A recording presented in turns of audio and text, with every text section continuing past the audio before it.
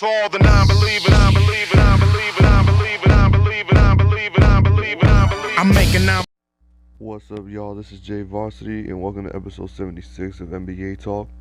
We got a lot to cover in this episode because a lot of things happened in this past week from the last time. Because last time I only covered the first two games. Of course, I can't cover every single game, so if I missed anything, then that's I've been dealing with a lot lately, and I can't cover everything. I'm not a perfect reporter and all that. I just cover what I've seen and what I've heard and from highlights, and I've tried to see as many games as possible.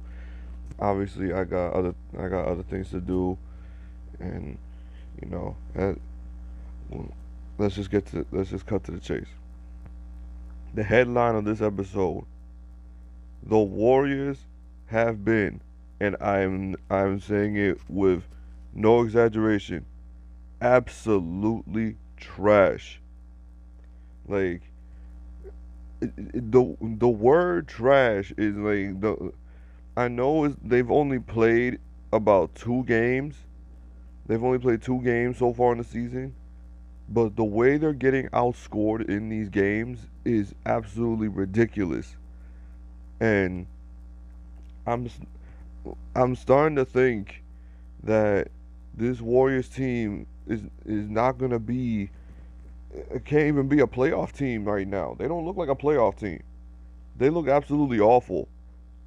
Like, and so far the MVP Steph that we thought we were gonna see, we're not seeing that right now. Because why? Because literally defenses only have to focus on him. He's the only offensive weapon on the floor. You saw how the Clippers basically locked in on him every time he had the ball, and then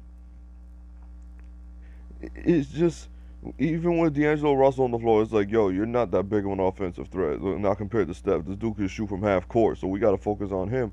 And then as soon as they shut down Steph, nobody else can shoot. Nobody else can shoot because you're asking a whole bunch of young guys to make a whole bunch of threes, and you think you're gonna have the same success. And to me, that all lies on coaching. Steve Kerr needs to learn how to coach. Steve Kerr needs to actually learn how to write plays. He needs to write down some plays to get some of these guys some excellent shots. And he needs to make some plays to get Steph some shots because this is garbage. What I'm seeing right now. That motion offense that they used to run when they had the rosters in the years past, that's not going to work with these guys. To me, the only way for Steph to be successful, he needs to go back to the way the Mark Jackson used to use him with the double elevator doors. You know, he needs to go back to Mark Jackson's system on how he used to coach Steph Curry, because that's the only hope you have in seeing somewhat of success this season. Because defense does not exist with Golden State. The only way you could promise yourself a win is that if you try to outscore your opponents, but you can't outscore your opponents if you can't even freaking guard them. Granted, I'll give the Warriors somewhat of a pass because the first game was against the Clippers, and the Clippers are a great defensive team. But no, not the loss they took against OKC. No way. No, no, no, no, no. I am not giving them a pass for nothing in the world when it comes to that loss. Nope. That was just god awful. That was god awful. You cannot tell me that against a rebuilding Oklahoma City Thunder team that you get blown out, and at one point they were down by 42. I was like, I'm not seeing the Golden State Warriors right now. I'm seeing a G League team right now. Because I'm just seeing Steph with the ball, chucking missing shots, and then Oklahoma City doing everything they want against Golden State. Whether it's shooting threes, getting to the paint, there was no resistance whatsoever. Granted, Willie Cauley-Stein is hurt, but I don't even think he's going to make a difference. And then granted, Clay is hurt, and I don't even think he'll make a difference. This team is not good. They're not good at all. And to tell you the truth, I'm not surprised. I am not surprised. I knew a front court of Steph and D'Angelo Russell was not going to be successful. Even if Clay were to miraculously come back, what you're going to tell me that when Clay comes back, is he going to play a whole 48 minutes every single night? Because him and Draymond are the only good defensive players on that team. They're the only good defensive players on that team right now. Steph can't play defense. Neither can D'Angelo Russell. Neither can Glenn Robinson. Jordan Poole can't even plant his feet. Like, bro, like, I don't even know who half these guys are, to tell you the truth. Like, we don't recognize Golden State. And I know I used to get on the Golden State with how much I used to hate them, but for God's sake, how the mighty have fallen, and Golden State has fallen hard. They have fallen hard, man. Bro. Speaking of the Clippers, let's move on to the next topic. The Clippers get upset by the Phoenix Suns. This I did not see coming. The Phoenix Suns have literally came out of nowhere. I'm just gonna give my credit to the Suns now that I'm mentioning them. The Suns have been playing pretty good basketball as of right now, and with their first win against Sacramento, or that close overtime game against Denver, even though they lost that game. And then this upset win against the Clippers. So far, low key, the Phoenix Suns, they're looking. I'm not saying they're looking like a playoff team. Like, I need to see more, but I need to see more out of the Phoenix Suns to say that they're going to be a playoff team. But so far, they're fighting like they want to be a playoff team. They're fighting. Like, this is a nice core that they got right here, and especially if they get a solid point guard. Like, this is why I thought that D'Angelo Russell was gonna go to Phoenix. And to me, if he would have went to Phoenix, then this team would be somewhat legit. Not a contender or anything like that.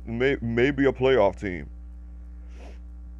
Because Devin Booker, Kelly Oubre, Frank Kaminsky, DeAndre Ayton before the NBA suspended him. And I'm seeing the memes. Yeah, the Suns win one game and they suspend them. Yeah. That's very fun. That's very funny, but not funny at the same time, because DeAndre Ayton is that he could be that defensive anchor for the Phoenix Suns, and it was starting to show. And Ricky Rubio, he's a nice pickup, but that jump shot is just like, man, when is Ricky Rubio ever gonna fix that jump shot? Like, I really don't know how. Like, every time I see Ricky Rubio play, it's like anytime he's wide open, I just see that he just clanks on the rim. I'm not gonna say clanks on the backboard. I'm not saying he's that bad, but to me, it's like people leave him wide open because he can't shoot. And even so, even being shorthanded, they still managed to upset the Clippers. And to me, the reason why Devin Booker even had the kind of night he had, thank Patrick Beverley, because he for some reason, when he gets under people's skin, they manage to have their best game because they want to piss off Patrick Beverley. Like, take the playoffs last year. Look how he pissed off Kevin Durant, and he went off for 50 in Game 6.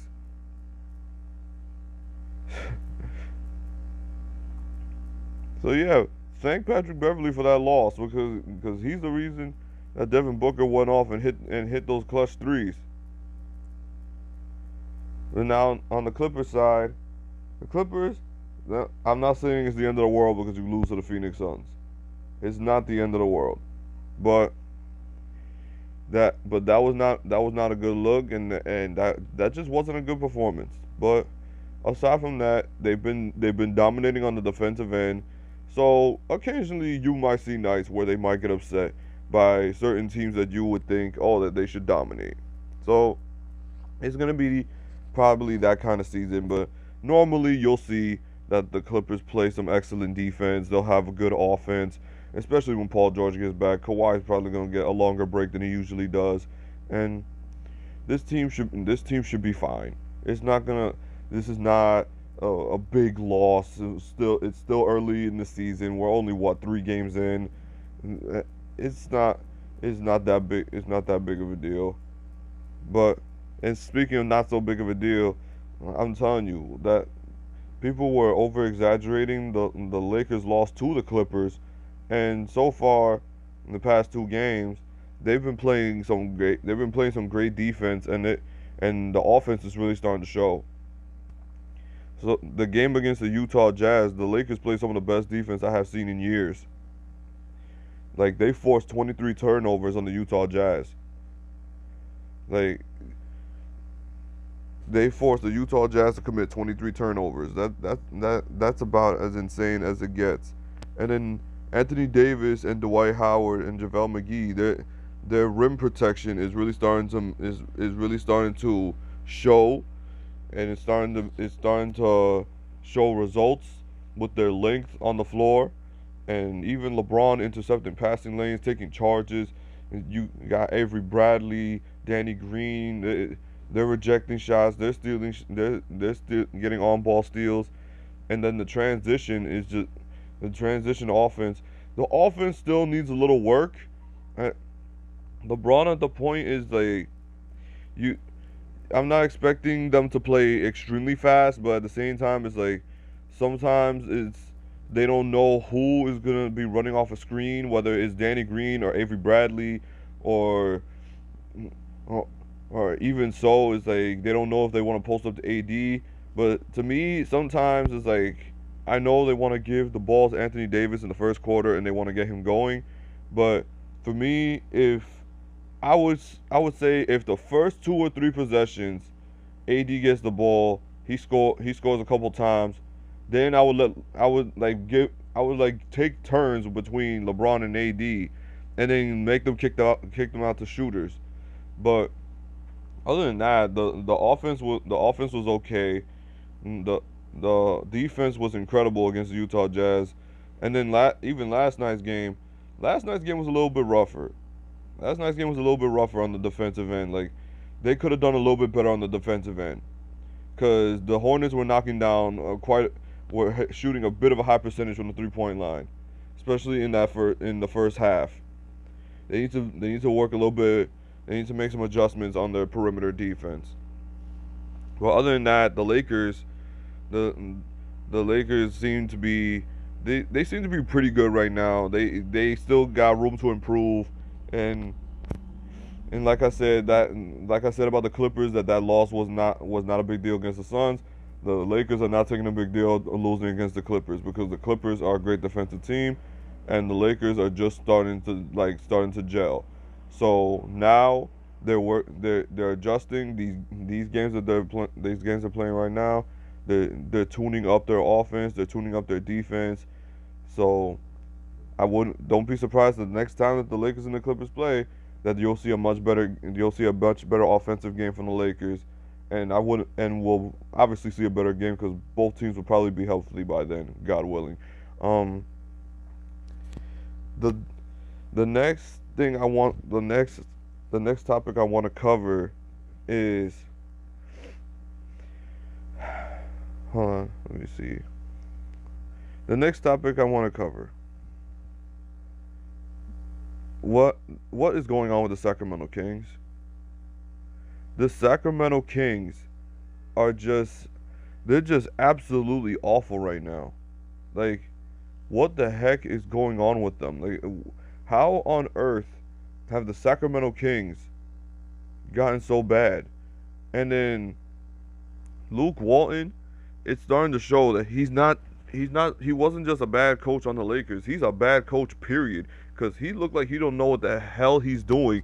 He's got such a great core with Buddy Hield and De'Aaron Fox, and he doesn't even know how to get Buddy Hield to run off screens. He's running ISO plays for Buddy Hield. Mind you, Buddy Hield he's not a scrub. he's not a bum, but it's just like, dude, why are you running ISO plays for a guy who's a knockdown 3-point shooter? Is He's not James Harden. He's not James Harden, man. And then De'Aaron Fox, I don't know what what he's doing. He's just basically telling De'Aaron Fox and Buddy Hield, hey, here you go. See if you could create something. See if you can make something happen with the ball. Because apparently I don't know how to run. I don't know how to write down plays. Like I don't know. Like that Jazz loss. I know it's the Utah Jazz. The Utah Jazz are a good defensive team, and Donovan Mitchell, he's just that dude. But I thought the Sacramento Kings would have at least somewhat of a better start. Granted, like I said, it's only been 3 games in the season, but still, to start 0-3 is just that's a shocker to me. And then a huge loss of losing Marvin Bagley. That you're gonna lose him for like the next 5 weeks over a thumb injury, and to me that's already huge because you need as much offensive firepower as possible because so far defense has not been their MO.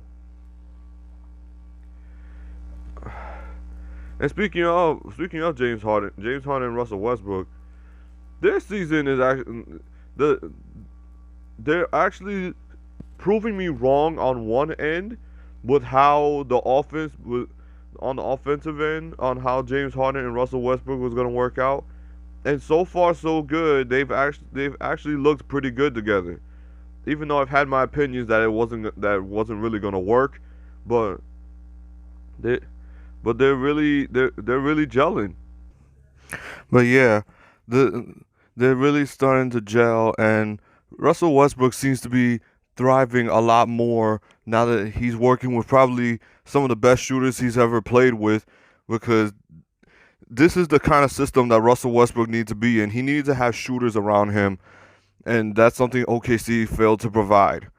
And so on the offensive end, the Houston Rockets could look like they could be one of the best offensive teams in basketball, but it's still a little suspect on the defensive end. So the defensive end could still do some work. But we have to continue to see how they improve and see, because obviously we've only gotten a sample size. And congratulations to Russell Westbrook for passing Magic Johnson on the all-time triple doubles list. So he's only going to have more to come. So I wish Westbrook nothing but the best. But another topic we got to go over. We have to talk about yesterday's game between the Brooklyn Nets and the Memphis Grizzlies. Ja Morant held his own against Kyrie Irving, and especially with the clutch block to send the game to overtime. Like, that was some incredible defense from Ja Morant. Like, this Ja Morant kid is really starting to impress me in ways. The Memphis Grizzlies, they're not good. They're not good, but Ja Morant, he's great. It's just like in ways that you always got that one player, but then it's just gonna take a while to build that roster around him. Ja Morant looks like he could be Russell Westbrook 2.0. To me, he just has that fire. He has that will. He wants to win. He wants to be successful. He looks like a guy who wants to win in Memphis. But like I said, it's only been 3 games, and he has to play for Memphis because it's his rookie year. But so far, he's showing me signs that he could be a great two-way guard in today's NBA. Because to have that clutch of defense against Kyrie Irving is just, it's one of the greatest clutch performers in the NBA. That's incredible. That's really incredible. But yeah, the game went to overtime, and it came down to a last-second 3-point shot by Jay Crowder. I'm telling you, it was an incredible game, back and forth between the Nets and the Memphis Grizzlies. Probably one of the best games of the day yesterday. But and speaking of being clutch. This might not fall in the same category, but we had a clutch coach challenge during the Blazers and the Dallas Mavericks game. This is one of the first times that a coach challenge was actually used to determine a game. Like, personally, for me, the coach challenge is kind of dumb, but it's useful at the same time. But I wish that you had two instead of just one for an entire game. I wish you had one coach challenge per half. I think that's what the NBA needs to do. I think the NBA, if they want the coach challenge to be used successfully, you need to have two for each half. One for the first half and one for the second half. Obviously, you didn't determine that. Because to me, if you have one coach challenge for an entire game, you're almost hesitating to use it because you don't want to use it in this moment because God forbid you're in a close game and then you don't like how a certain call went and you want to use it in that moment and you can't because you used it in the first or second quarter. So to me, if you had one in each half, it would kind of even things out. Because I think one for an entire game is a little ridiculous. Because, okay, I may not like how they called an offensive foul on my player in the second quarter, but then let's say in the fourth quarter, my player gets fouled egregiously and they didn't call it, and I want to throw a challenge and all of a sudden I can't because I used it in the second quarter. It just seems ridiculous. It just seems kind of ridiculous, and we thought football was getting bad when it came to challenge flags and everything, but at least they have challenge flags to use for each half, and at least they get charged a timeout. Which in the NBA you do get charged a timeout, but I wish you got one for each half. I'm not saying two, I'm saying one for each half. I think one for each half is a little fair.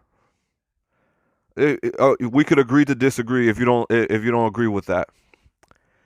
But yeah, we had a clutch coach challenge which determined the outcome of the Blazers and the Blazers and Mavericks game. And the Mavericks, I'm not gonna lie to you, Luka Doncic and Kristaps Porzingis, they're looking like a very nasty duo. And every time Porzingis balls out, I look straight to the New York Knicks and I'm like, you really just gave Dallas this dude? You just gave Dallas Kristaps Porzingis, and look at what he turned into. Like, you just gave Luka Doncic one of the best weapons that he could ever receive. Like, Kristaps Porzingis is a rare talent, and it's like you just don't give that away. So when I see the New York Knicks, the way they're playing with the 10,000 power forwards that they got in this team, is like, and I see Kristaps Porzingis balling out, he probably is balling more than half the players on their team. The Blazers, to me, I don't know what is it about the Portland Trail Blazers for me that I feel like they stay the same, that they don't really improve, but then at the same time they do improve when it comes to the playoffs. But it's like, when it comes to the regular season, I always expect the Portland Trail Blazers to have a good season. They're like that regular team that you expect. They're going to have a good regular season, but then it's like, when come playoff time, they're not going to make it to the finals. It's like, Damian Lillard to me always gets better every year. Like, Logo Lillard is become one of his nicknames now, and it's Damian Lillard is just ridiculous. It's just his attention has grown even more since that playoff series against Russell Westbrook. It's just incredible. CJ McCollum, he's a great two guard. He's a bucket machine. I think once Nurkic gets back, if Nurkic could just stay healthy and come postseason time, I think the Portland Trailblazers could make just a little bit of noise. I think they can make just a little bit of noise because I think the Western Conference is just too good this year. They're just too good this year. And for me, Portland, they just need that. They need that small forward, or they need that other guy that could go get them a bucket aside from Dame and CJ. Because when you gotta play a team like the Clippers or the Utah Jazz or the Denver Nuggets, even though they beat them in a playoff series last year, there are times where Dame and CJ are gonna be compromised, and you need that third guy. And to me, Portland has always failed to get that third guy that could get his own shot. I know Rodney Hood is a good pickup. Kent Bazemore's a good pickup. Then you got Mario Hezonja. Then you got Hassan Whiteside. But I don't know. It's just like Portland. I always expect them to have a good regular season, but then I don't expect them to make it far in the playoffs. But yes, they picked up the victory against Dallas. Damian Lillard came in the clutch with a very clutch layup, and Portland went on for the victory. But yes, so far in the NBA season, we've had some highly competitive games. We've had some great games, some great competition. We had young guys showing out. We have superstars stepping up, and we're seeing the fall of what was one of the best teams in the league for the past 5 years. But yeah, that's it. That's all. That's it for this episode of NBA Talk. Comment, like, and subscribe if you like basketball content. This is your boy Jay Varsity, and I am out. Peace. We got some non-believers out there. Make believers out of non-believers.